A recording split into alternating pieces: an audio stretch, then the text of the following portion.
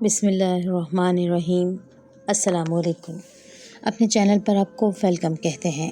روزانہ ایک نئی کہانی سننے کے لیے اس چینل کو سبسکرائب کر لیجیے، شکریہ۔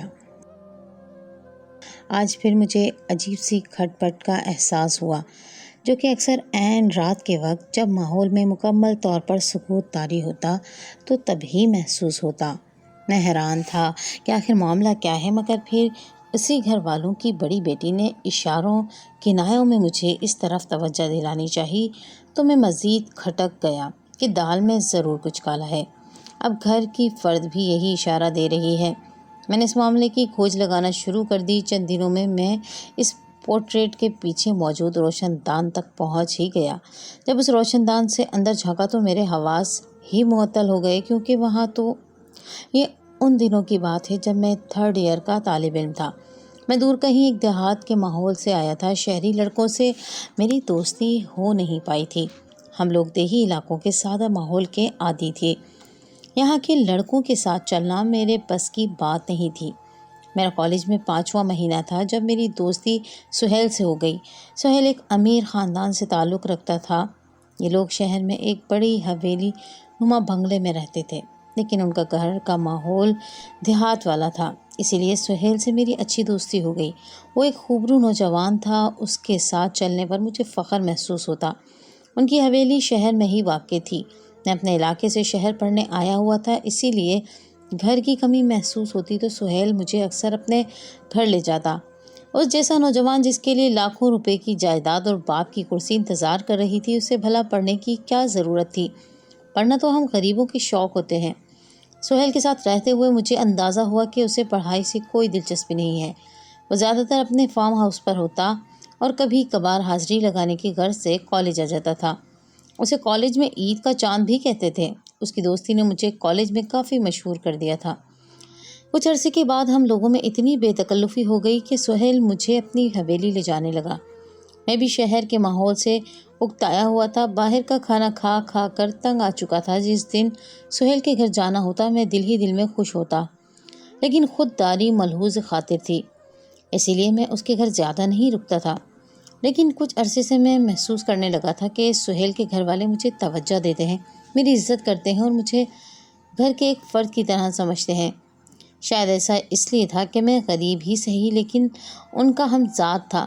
یہ لوگ خاندانی عزت و وقار کو بڑا اہم سمجھتے تھے، اسی لیے مجھے اپنے ساتھ بٹھاتے۔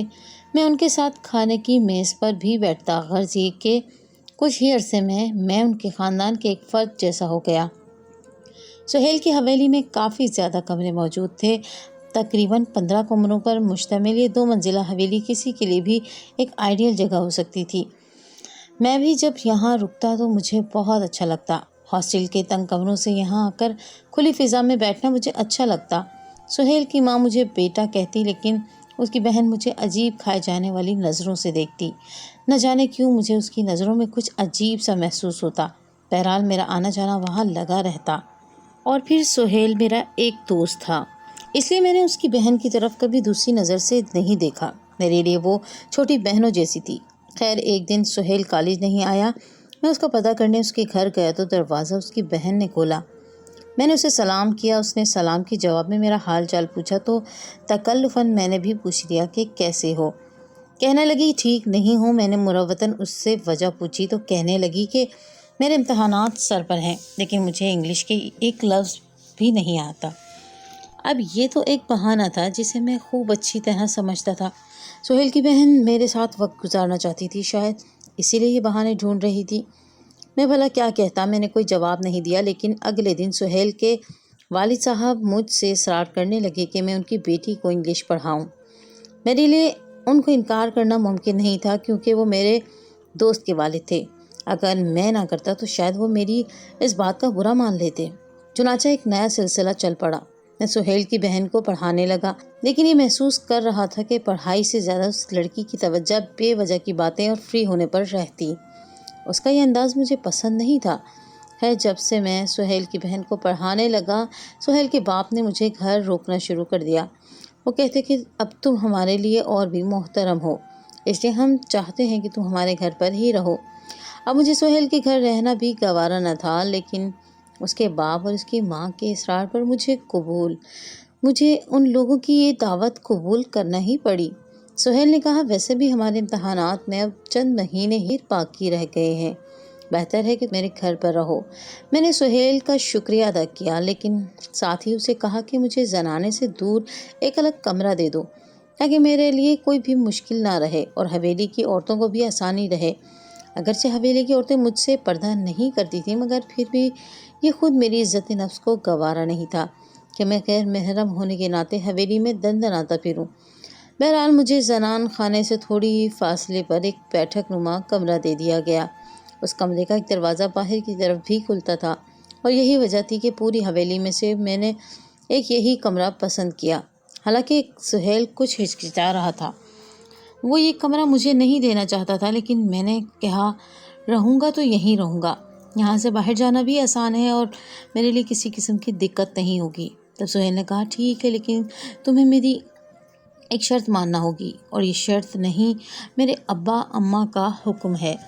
اس کمرے کی ہر چیز تم بلا جھجک استعمال کر سکتے ہو، لیکن دیوان میں یہ جو عقد آدم پورٹریٹ لگا ہے، اس کے قریب بھی تم نہیں جا سکتے۔ اس کو صاف بھی مت کرنا، یہ خاص قسم کا پورٹریٹ ہے، ہم میں سے کسی کو بھی اس کو ہاتھ لگانے کی اجازت نہیں ہے۔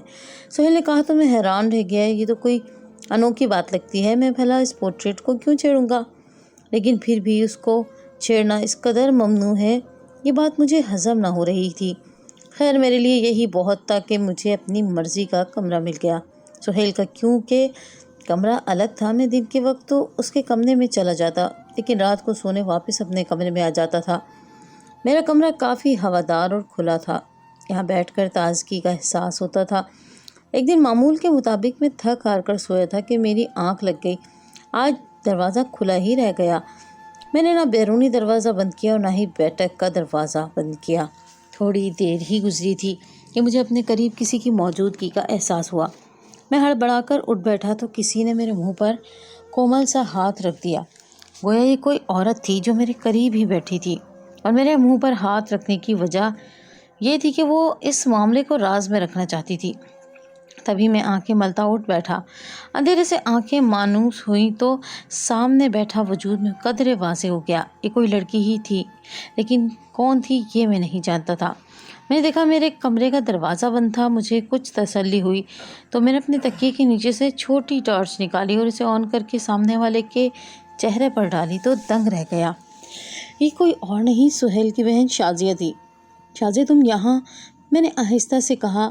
ہاں میں یہاں، خدا کے لیے کچھ شور شرابہ مت کرنا، میں تم سے بات کرنے آئی ہوں۔ اس کی جرأت دیکھ کر میں حیران رہ گیا۔ شازیہ تم پاگل تو نہیں ہو گئی ہو؟ رات کے اس پہر تم یہاں آ گئی ہو؟ کسی نے دیکھ لیا تو تمہاری ساتھ میری بھی شامت آ جائے گی۔ میری بات پر وہ کڑ کر بولی، کیسے مرد ہو تم؟ میں لڑکی ہو کر نہیں ڈرتی اور تم مرد ہو کر ڈر گئے؟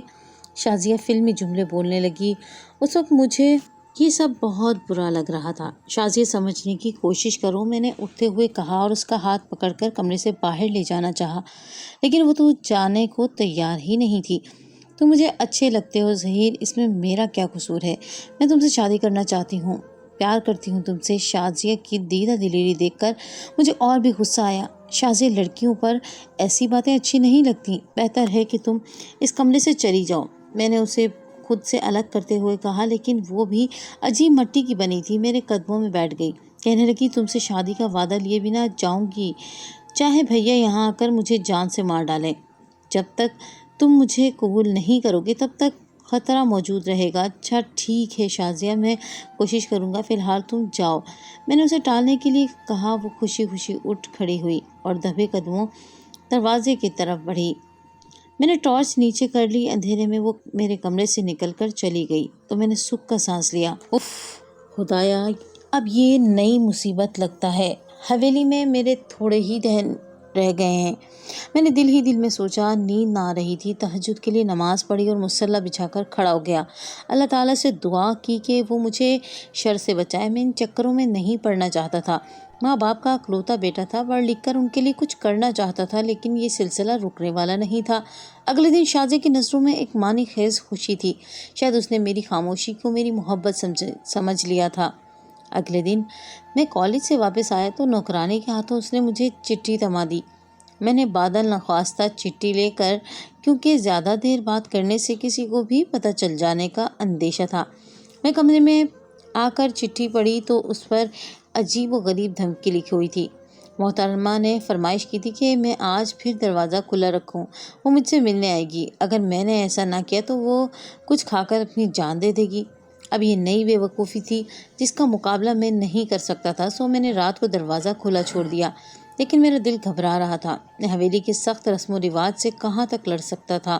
کیا مقابلہ کرتا میں ان سب لوگوں کا، جبکہ مجھے تو اس لڑکی سے محبت بھی نہیں تھی، میں تو بس اپنی جان بچا رہا تھا۔ خیر میں نے دروازہ کھلا چھوڑ دیا، مارے پریشانی کے مجھے نیند نہیں آ رہی تھی۔ تھوڑی دیر کے بعد وہ دبے قدموں کمرے میں داخل ہوئی، میں نے اس کے طرف دیکھا، آج بھی اس کے چہرے پر وہی بے تابی تھی۔ میری چارپائی کے پاس بیٹھ کر وہ دھیمے لہجے میں بولی، ظہیر میں تم سے شادی کرنا چاہتی ہوں، لیکن تم تو جانتے ہو بابا اور بھائی کبھی نہیں مانیں گے، اس لیے میں نے سوچا ہے کہ ہم بھاگ کر شادی کر لیتے ہیں۔ اس نے سوالیہ نظر سے میری طرف دیکھا، بی بی تم مجھ سے شادی کرنا چاہتی ہو، لیکن کیا یہ بھی جاننا کہ میں یہ شادی کرنا چاہتا ہوں یا نہیں؟ کیوں، مجھ میں کیا کمی ہے؟ وہ بے یقینی سے بولی، جیسے دنیا کا ہر لڑکا اس کے آگے اپنے دل ہار جائے گا۔ مجھے اس کا یہ غرور زہر لگتا تھا۔ میں تمہیں پسند نہیں کرتا تو نہیں کرتا، میرے دل میں کوئی اور ہے، یہ سمجھ لو۔ کیا وہ مجھ سے زیادہ خوبصورت ہے؟ وہ جل کر بولی۔ اب اس پاگل لڑکی کو میں کیا جواب دیتا؟ ابھی ہم باتیں کر ہی رہے تھے کہ باہر کسی کی آہٹ سنائی دی۔ آہٹ سن کر میں تو چوکنا ہو گیا، میرا دل کیا زمین پھٹ جائے اور میں اس میں سما جاؤں، اس قدر خوف میرے ذہن پر طاری تھا۔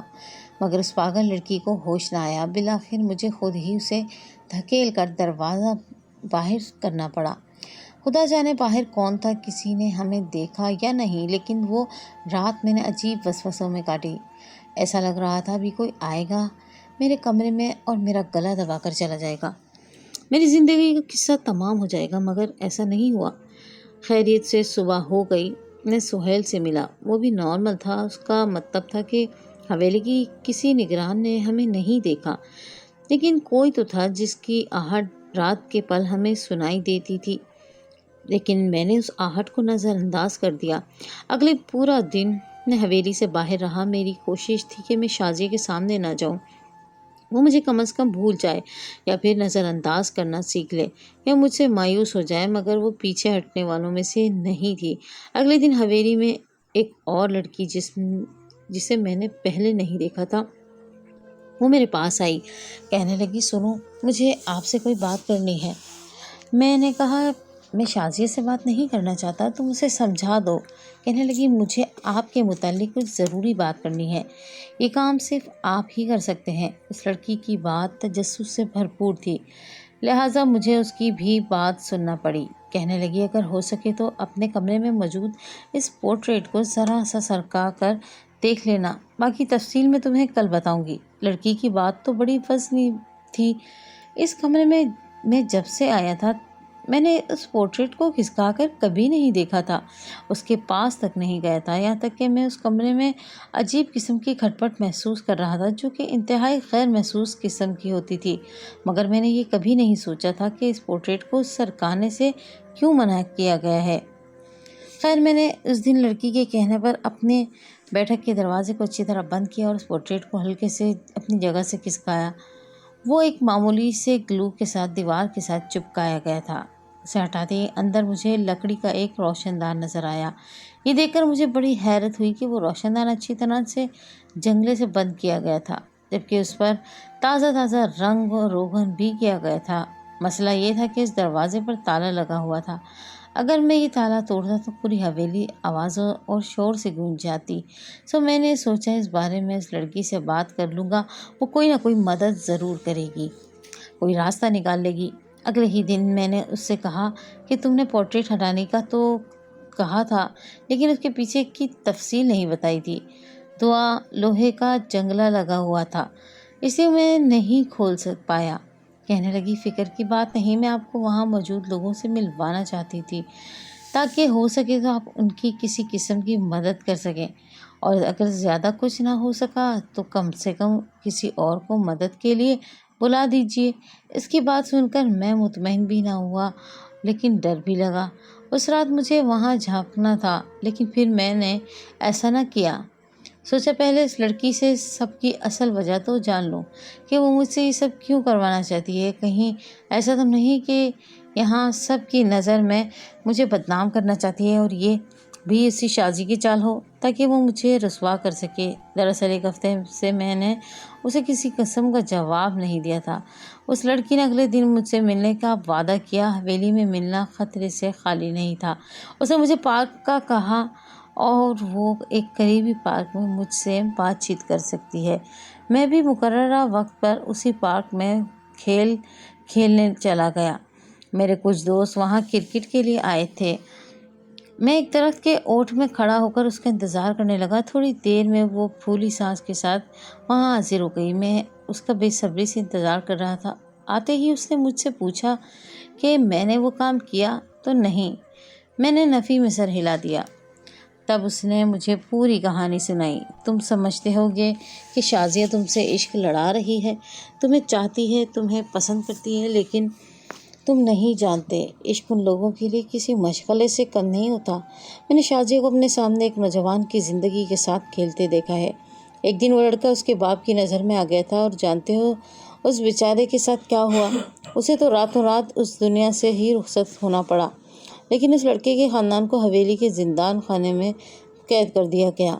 कुछ अरसे बाद मलक साहब को एहसास हुआ कि उनके कैदियों पर पुलिस की या फिर मोहल्लेदारों की नज़र पड़ सकती है। तब उन्होंने खाने में उन लोगों को बंद करवा दिया। ये पूरा ख़ानदान वहाँ तड़प तड़प कर जान देने के लिए छोड़ दिया गया। लेकिन सुहेल और करमू जो इस वाक़े के इन शाहिद हैं, तह खाने के रास्ते से वाकिफ़ थे।